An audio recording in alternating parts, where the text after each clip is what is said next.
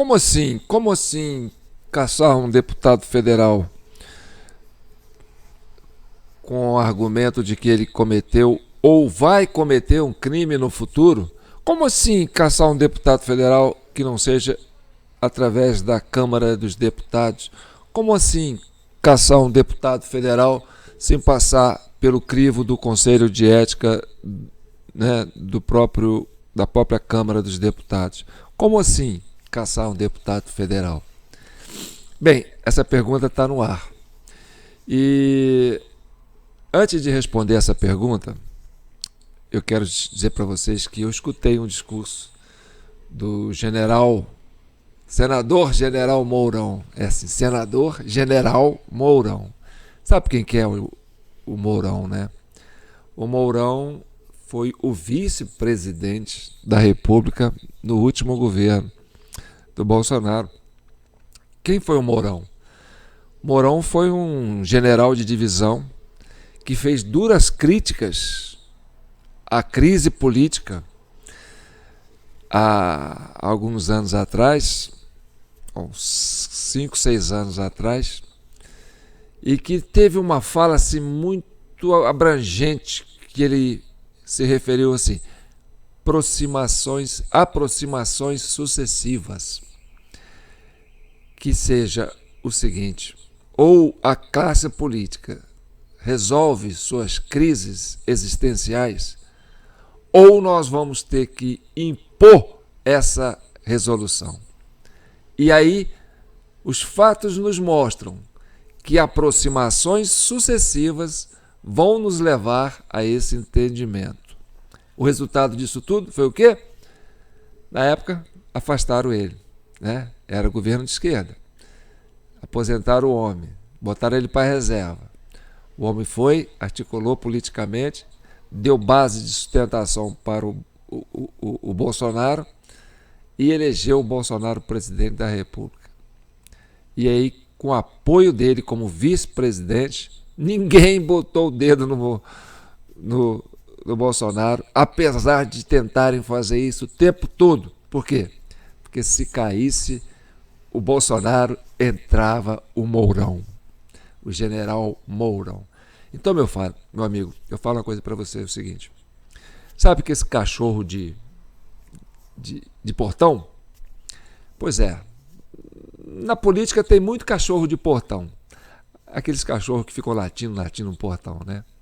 Depois nós vamos voltar a falar nisso. Mas, enfim, vamos entender essa cassação do general Mourão. Essa fala do general Mourão, que chegou a citar guerra civil no seu discurso. Vocês vão ouvir isso aqui. Ele chegou a citar guerra civil. Tá bom. Mas antes de chegar nisso, eu quero falar para vocês que essa é a CCI, Comissão Cidadã de Inquérito, é o vídeo 20, e apoie, né, com qualquer valor. O nosso Pix está aí, jpnoticias@gmail.com. E eu quero agradecer imensamente as pessoas que já estão colaborando. E quero mandar um abraço especial, sabe para quem? Para o meu clube super fã de mulheres. Ah, mas isso está discriminando os homens? Não, tem homens muito competentes aí nos acompanhando. Mas tem um clube de mulheres, sabe, que estão fazendo uma diferença, que estão fazendo um trabalho sensacional nessa comissão.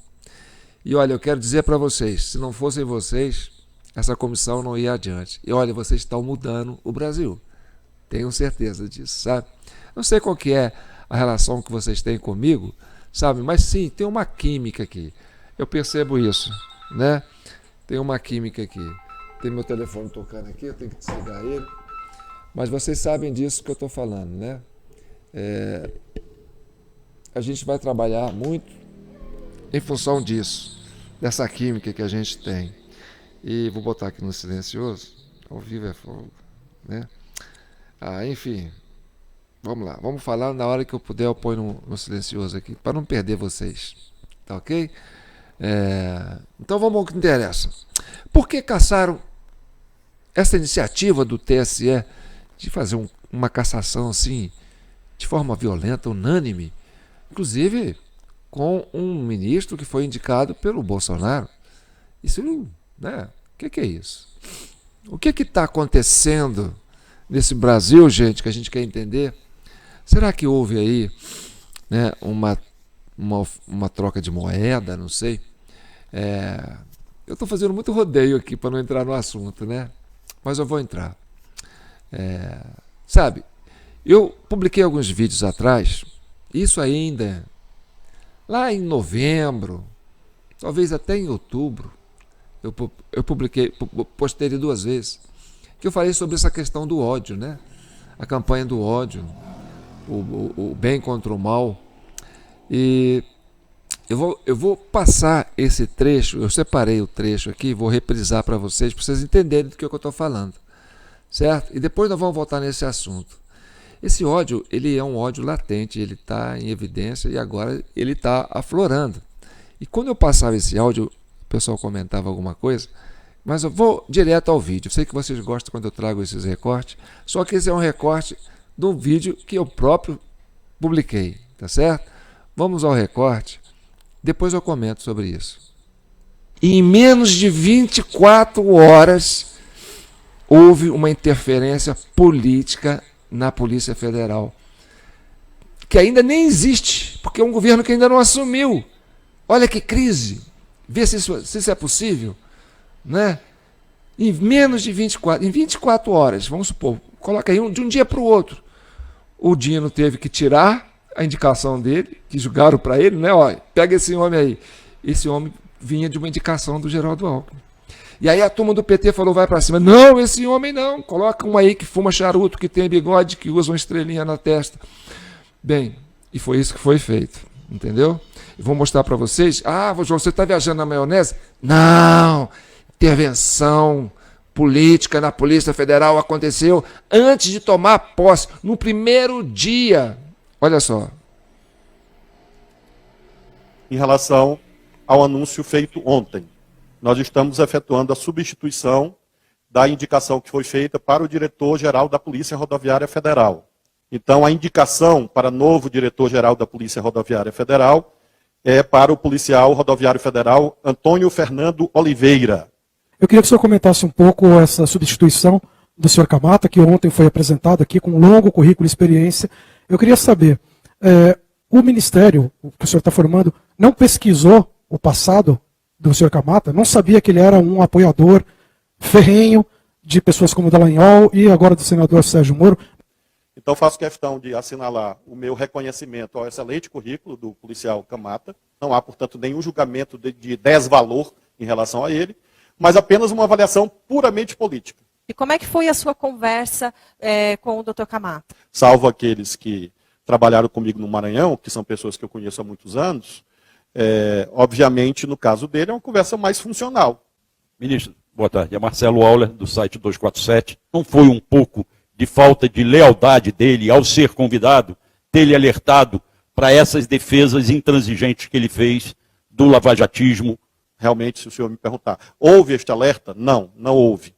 Não há nenhuma avaliação negativa quanto às condições morais dele. É uma avaliação puramente política. Eu tinha conhecimento da posição política dele, mas o teor de certas postagens, não. E ao ler a postagem, isso que, a meu ver, criou um fato novo, na minha ótica. E essa aliança, gente, olha, eu vou contar para vocês. Se você não pode indicar para a Polícia Rodoviária Federal alguém que colocou no seu Facebook, no seu Instagram, no seu Twitter, que apoia a Lava Jato, então, caramba, o que vocês estão fazendo com o Alckmin de vice? Preste atenção, vou repetir um vídeo que eu repeti na última edição. Veja se não tem lógica. Olha, eu não posso ter um delegado da Polícia Federal que apoia a Lava Jato, mas eu posso ter o vice-presidente que quer o cargo de presidente, né, que é o sucessor do Lula, que apoia, que defende, que foi um dos mentores da Lava Jato. Gente, cai a ficha para vocês. Reveja, é aquela história, é um governo que nasce de um interesse, né, um casamento de interesse, onde você tem aí uma espécie de um filme, uma ficção científica. Não sei se vocês já viram aquele filme, Dormindo com o Inimigo. Preste atenção de novo, esse vídeo é muito forte, eu quero repetir para vocês, para dizer que não Não existe aí uma coisa, um acordo de cavaleiro, não. No meu modo de entender, a coisa é mais embaixo. Preste atenção. Eu, quando me determinei a ser candidato esse ano, não era porque eu me sentia melhor do que ninguém. É porque eu tinha consciência que naquele instante histórico só existia uma pessoa que poderia derrotar o Bolsonaro, que era eu. E mesmo assim, depois de passar pelo que eu passei, e na minha vida, apareceu um cidadão mentiroso, que durante 5 anos enganou 220 milhões de brasileiros, enganou os meios de comunicação no Brasil. É como se fosse verdade absoluta. E foram 5 anos, não foram 5 dias. Estamos aqui de cabeça erguida. Eu tenho certeza que meus acusadores não andam de cabeça erguida como eu ando. Os que me condenaram não andam de cabeça erguida como eu ando. Apenas não me peçam para esquecer. Tem muita gente que fala, ô presidente, esquece. Não esqueço. E acho que nenhum de nós esquece. Eu não quero esquecer. Eu quero lembrar sempre. Depois de ter quebrado o Brasil, Lula diz que quer voltar ao poder. Ou seja, meus amigos, ele quer voltar à cena do crime. Apenas não me peçam para esquecer. Tem muita gente que fala, ô presidente, esquece. Não esqueço. E acho que nenhum de nós esquece. Eu não quero esquecer. Eu quero lembrar sempre. O Lula é o retrato do PT.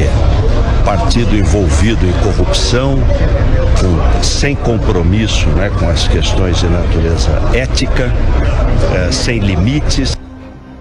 Tem muita gente que fala, ô presidente, esquece. Não esqueço. E acho que nenhum de nós esquece. Eu não quero esquecer. Eu quero lembrar sempre. É importante que a gente tenha clareza que essa eleição não é uma eleição comum. Essa eleição não é um homem contra outro homem, ou um partido contra outro partido. Essa eleição é a verdade contra a mentira. É o amor contra o ódio.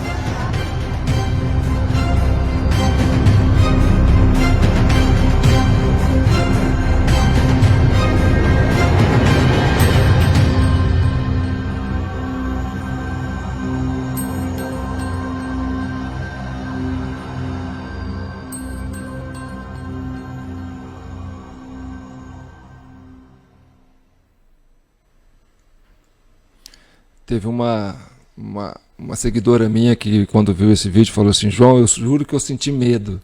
Dá medo, né? Dá medo, realmente dá medo.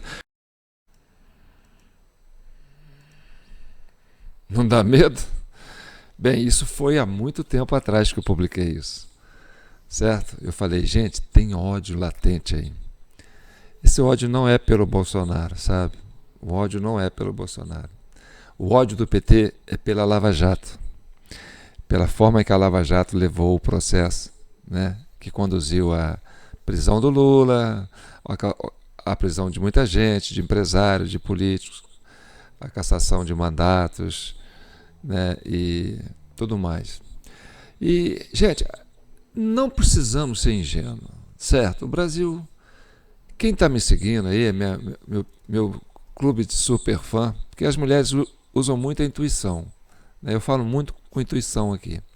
Os homens também são muito espertos e são mais racional, mais frios, mas as mulheres são mais intuitivas.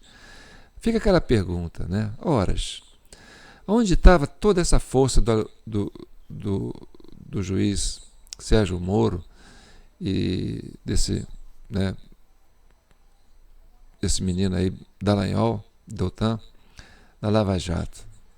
Como que pode um juiz de primeira instância lá em Curitiba e um menino jovem desse, né, bem idealista, diria que sim, bem idealista, tinha tanto poder assim para prender um ex-presidente da República do calibre que era o Lula, né? Depois de 2 governos e 4 mandatos de um partido, conseguir prender um cara desse. Tinha que ter uma costa muito quente, não tinha? Fala a verdade. Dallagnol conseguir articular desbaratear todo esse esquema de corrupção. Onde chegavam as informações para ele? Quem passava as informações? Como ele andava no meio dessa trama política e conseguia atingir todos os seus objetivos, prendendo todos esses esquemas. Com o apoio da Globo, é claro. A Globo sempre foi uma aliada ferrenha, foi quase um partido político, trabalhando junto com a Lava Jato. Né? O furo era da Globo, às vezes a Globo dava a notícia antes de acontecer. E não só a Globo, mas tinha uma estrutura dando força para esses meninos. Claro, lógico que eles tinham ali um apoio, né, de uma estrutura política poderosa no Brasil, que fizesse com que eles tivessem essa capacidade, sabe, de entranhar dentro do sistema e operar essas questões de ordem política, jurídica, e prender muita gente, recuperar muito dinheiro. Ora, você recuperar bilhões de dólares do crime, bicho, criminoso quer o dinheiro de volta, meu amigo. Falei assim, você traz ele de volta, nós vamos resolver isso na porrada. Enfim, aconteceu isso. É claro, quem era, né, na época do governo, na época desses esquemas da Lava Jato, né, você tinha um governo de São Paulo que tinha uma presença forte do PSDB, você tinha também, né, depois o governo federal, que era do Temer, e aí você tinha o ministro da Justiça, que era o indicado pelo PSDB, que era o Alexandre de Moraes, que comandou a Lava Jato, né? Então, quando você atinge o Sérgio Moro, você atinge o Deltan, você atinge esse núcleo de poder, entendeu? É Alexandre de Moraes e Geraldo Alckmin, né? O que fez esses meninos desgarrarem desse núcleo de poder foi esse absurdo do PSDB, né? Fazer isso, do Alckmin mudar de partido para tirar o Lula da cadeia e juntar com ele de novo. É aquela coisa de voltar à cena do crime. Você está entendendo? Esses meninos, coitados, foram jogados na fogueira. Por quê? Olha, essa estrutura política que queria tirar o governo do Lula, porque queria voltar ao poder, deu costa quente, costa larga para esses meninos atuarem no esquema de corrupção. Só assim eles conseguiriam. Não tinha outro jeito, gente. Não tinha. E olha, depois que eles fizeram todo o serviço, que não deu resultado, porque o Alckmin acabou não virando presidente, o PSDB acabou não voltando à presidência, eles desistiram disso tudo e foram procurar os caras para unir de novo. E aí o que esses meninos tiveram que fazer? Olha, vamos nos candidatar a deputado, senador, e vamos continuar esse projeto dentro das nossas prerrogativas parlamentares. Vamos nos unir ao povo. Como o grupo que dava sustentação para eles, que era o núcleo de poder do PSDB, MDB e outros, sabe, caciques aí, abandonaram esses meninos, eles falaram assim, olha, já que vocês desistiram da nossa proposta, do nosso projeto de combater a corrupção, embora a corrupção foi seletiva, né, esse combate foi seletivo, e aí que está a bronca do PT, e aí que está a bronca do Lula, entendeu? Por quê? Porque eles foram só em cima da turma do PT e pouparam a turma do PSDB, do MDB, tipo assim, vamos estancar a sangria depois que a coisa aconteceu. Então isso ficou evidente, né? E aí, pombas, vamos nos unir para chegar ao poder. Só que deu errado. Eles tiveram que pastar para poder conseguir colocar esse goela abaixo do povo. E aí, foram atropelando a lei. E atropelando a lei. Alexandre de Moraes está cada vez mais isolado. Essa descoberta feita pela Folha de São Paulo, que era uma ferramenta desse núcleo de poder do PSDB, colocou que o Alexandre de Moraes já vinha monitorando o governo, o presidente Lula e seus subordinados com grampo desde 2021. Olha que absurdo! Isso é um escárnio para a sociedade, isso é um escárnio para a lei. E a esse homem você vai dar esse poder todo hoje? Então, ele está ficando isolado. Eu ouvi dizer que o Lula nem quer falar com ele, entendeu? Porque não quer nem chegar perto. E ouvi dizer que o Dino também foi pedido para sair, e ele disse, não saio, se eu sair eu levo muita gente comigo. Então, quer dizer, foram para cima do Bolsonaro, mesmo com todo esse grampo, não acharam nada. Aí criaram questão de vacina para poder invadir a casa do homem, a privacidade do homem, para ver se achava alguma coisa. Não acharam nada. E aí eu falo, e agora? E agora? O que nós vamos fazer? Entendeu? Não, vamos caçar esses meninos que eles é que eram culpados. Não, eles foram usados. Eles não eram culpados. E aí eu jogo a bola para o presidente da Câmara, Arthur Lira. Arthur Lira, ele é um deputado federal eleito, o mais votado de Curitiba. Vale a sua fala aí como presidente. Estão querendo sangrar, cortar na carne do nosso parlamento uma autoridade suspeita, externa. Porque qual é o crime do Deltan? Deltan, né? Qual é o crime dele? Ora, se não tem crime político, cassação política quem faz é a Câmara dos Deputados, não é um TSE. Então vamos agora para a segunda parte do vídeo. E não esqueça, gente, a CCI é isso aí, ó, Comissão Cidadã de Inquérito, eu aqui, vocês aí comentando e compartilhando, principalmente meu clube, meu super fã, né? E não esqueçam do meu Pix, tá certo, gente? Eu estou por conta de vocês, e vocês vão ficar um pouco por conta de mim, porque nós estamos juntos nessa. Porque o Mourão já falou em guerra civil. Só a gente aqui para trazer lucidez. Eu falando, vocês comentando, o Brasil compartilhando, e vamos buscar a razão. Então, ali a gente vê muita gente gritando ali, muito deputado eufórico, senador eufórico, o pessoal vai para a rádio, mídia eufórica, caçaram um deputado, não pode, sem culpa, sem crime, não pode. Aí eu falo para vocês, gente, muitos cachorros que latem são os que não mordem.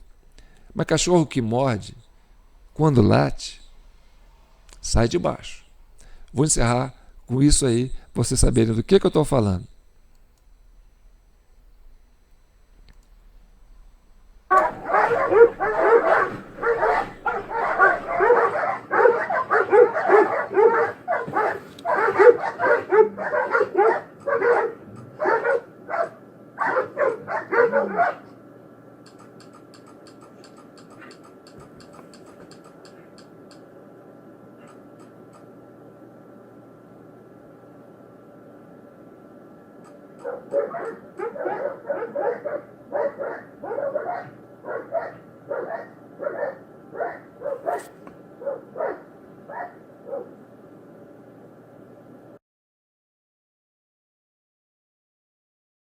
Convido Sua Excelência como próximo inscrito, senador general Hamilton Mourão. Por gentileza, senador.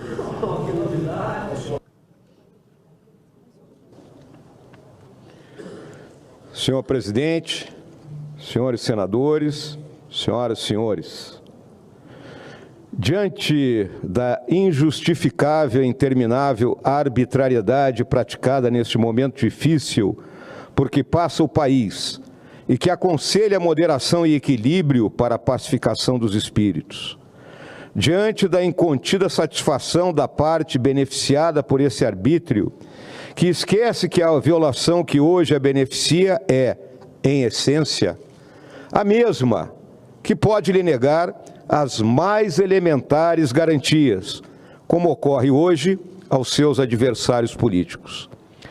Diante do silêncio das lideranças da sociedade civil e das entidades do direito e da imprensa, perante a censura e o cerceamento da liberdade de pensamento e de opinião, diante da omissão dos partidos políticos da direção desta Casa em se insurgirem contra a sucessão de atos atentatórios aos direitos e garantias assegurados pela Constituição Federal, diante do assombro da sociedade com a desfaçatez da perseguição aos magistrados que desvendaram o maior caso de corrupção da história, encomendada pelo desejo de vingança nua e crua do próprio presidente da República, e que agora, com a cassação do mandato do deputado Danton Dallagnol, fere de morte a última esperança do povo da democracia, que é a sua representação política expressa nas urnas.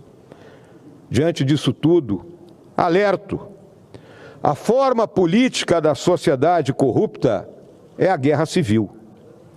E antes que os feiticeiros do arbítrio digam que se trata de uma ameaça, respondo-lhes que a ameaça paira sobre todos nós, materializada a cada dia na escalada da discricionariedade sem lastro que esvazia o lugar comum, onde todas as nossas divergências e disputas podem ser resolvidas.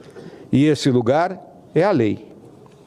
A esses operadores da intimidação, respondo que a advertência que trago à tribuna provém da história, de quem assistiu ao colapso da democracia e da cidade-estado grega.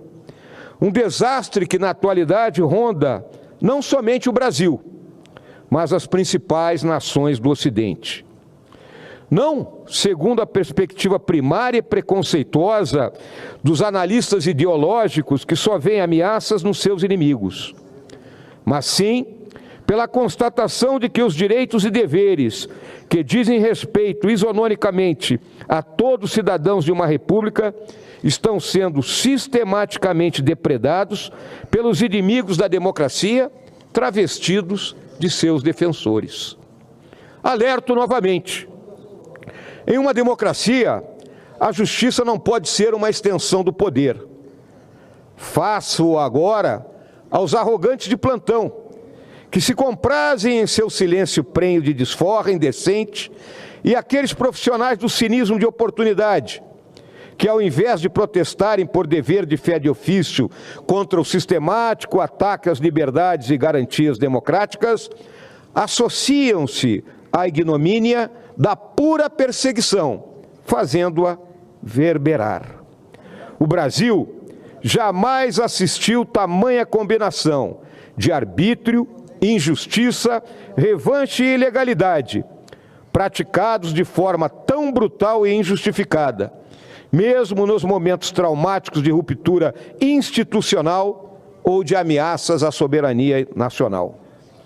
Portanto, senhores senadores, senhor presidente, em nome dos meus eleitores do bravo Rio Grande do Sul, fronteira da nacionalidade e guardião das liberdades, apoiado pelos colegas de bancada e por todos aqueles parlamentares que, independentemente de posições partidárias e ideológicas, acreditam na democracia, venho formalizar por meio desse discurso o pedido para que o excelentíssimo senhor presidente do Congresso Nacional interdite imediatamente a cassação ilegítima do deputado Dallagnol, por ela estar viciada na forma e no conteúdo, por erros de tal gravidade que a levam muito além da esfera jurisdicional para se constituir em ataque direto à democracia no Brasil.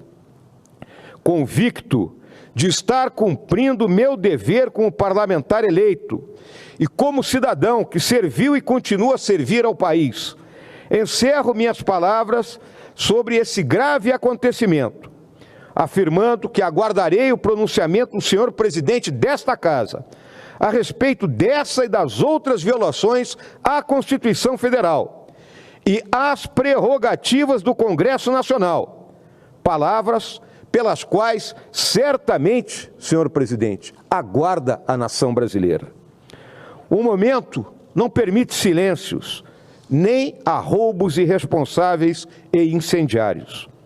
A situação demanda posicionamentos firmes e claros, que transcendam as partes para convergir no bem comum de uma democracia saudável e madura, como é a brasileira, mas que passa por uma crise que não pode ser nem escondida, nem ignorada. Fica com a palavra o excelentíssimo senhor presidente do Congresso Nacional. Digo a ele, conte comigo para ouvi-lo e respondê-lo quantas vezes forem necessárias. O povo espera, a hora exige, o Brasil merece. Muito obrigado. Bom, senador Hamilton Mourão, nós estamos convivendo há pouco mais de 4 meses aqui, talvez nem isso, o senhor sempre muito presente nesse plenário, mas poucas vezes vai à tribuna para fazer um pronunciamento e sempre que o faz é de forma assertiva. E hoje o senhor fez, nos 4 anos e meio que eu estou aqui quase, o pronunciamento mais firme que eu aqui assisti. Na última estrofe, no nosso Jaime Caetano Brown, ele retrata o que o senhor está fazendo. Hoje, o tempo demudado, meu coração continua o mesmo tigre charrua das andanças do passado, sempre de pingo encilhado, bombeando pampa e coxilha. A pátria é minha família.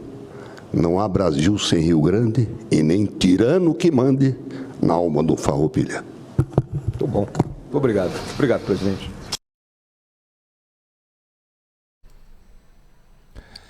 Então, não vou ficar mais rindo, porque agora o momento não é para brincadeira. E aí eu quero me dirigir principalmente aos presidentes da Casa, tanto da Câmara como do Senado.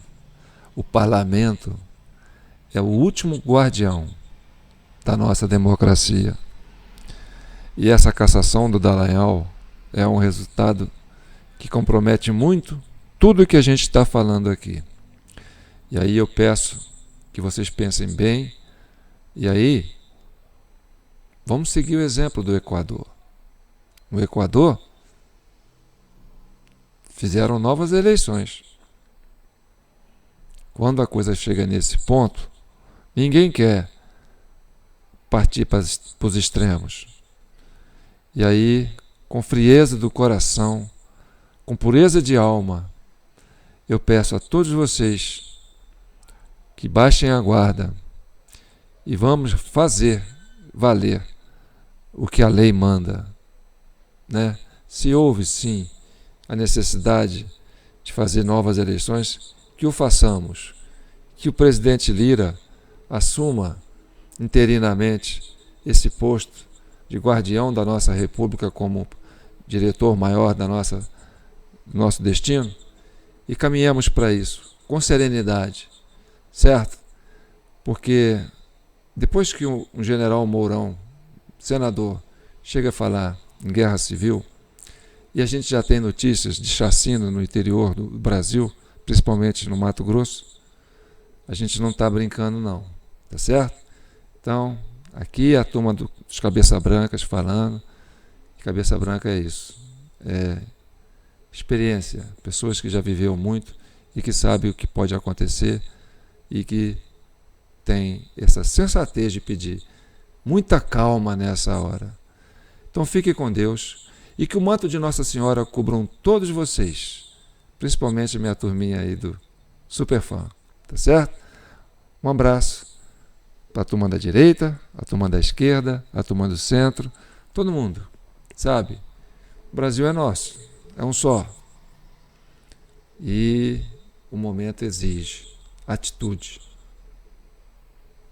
Um abraço, comente, compartilhem, porque o cidadão são vocês.